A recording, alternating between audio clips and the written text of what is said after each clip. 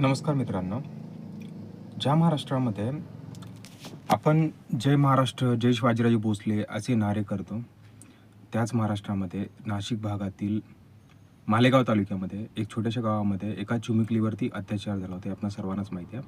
16 November रोजी संध्याकाळच्या सुमारास ही घटना घडली, जिथे की आरोपी विजय खैरनार नावाच्या एका व्यक्तीने एका चिमुकलीवरती अत्याचार करून तिची क्रूरपणे हत्या केली.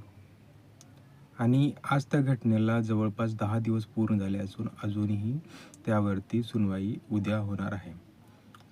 आणि बरेचशा लोकांनी मोर्चे केले, त्या मुलीला न्याय मिळाला पाहिजे त्यासाठी मागणी केली.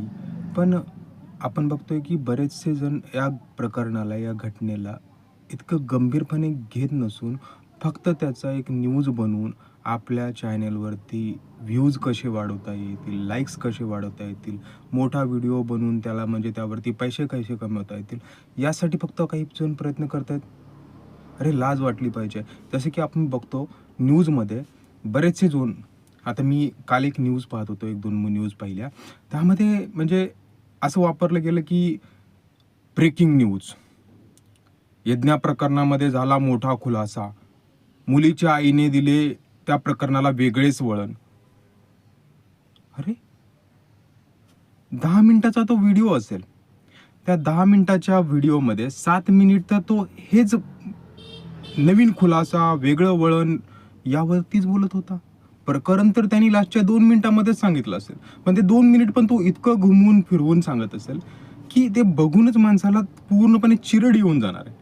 अरे प्रकरण असं घडलेलं की तो काही व्यक्ती आहेत म्हणजे ते जाणून घेण्याचा प्रयत्न करतात की नेमकं झालं काय, त्यामध्ये त्या मुलीला न्याय मिळाला की नाही, म्हणून ते सर्च करतात यूट्यूबला, ते तुमचे चॅनलवरती येऊन तुमचे काही न्यूज पाहतात.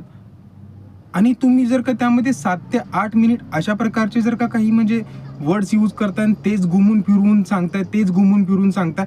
अरे तो अत्याचार प्रकरण, जी दुर्दैवी घटना घडली आहे, माणसांचे इमोशन्स कंट्रोल होत नाहीयेत ते फक्त ऐकताना बघताना, आणि तुम्हाला तुमचं फक्त व्ह्यूज वाढवण्याचं पडलेलं आहे.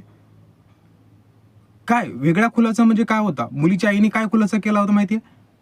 की तो जो विजय खरनार आरोपी आहे, त्या आरोपीला म्हणजे तो आरोपी हा अनाथ असून त्या आरोपीला त्या मुलीच्या आईवडिलांनी बरेच वेळेस म्हणजे जेवण, त्याच्या काही वेगळ्या गरजा असतील म्हणजे त्याला मदत करत आलेले आहेत लहानपणापासून.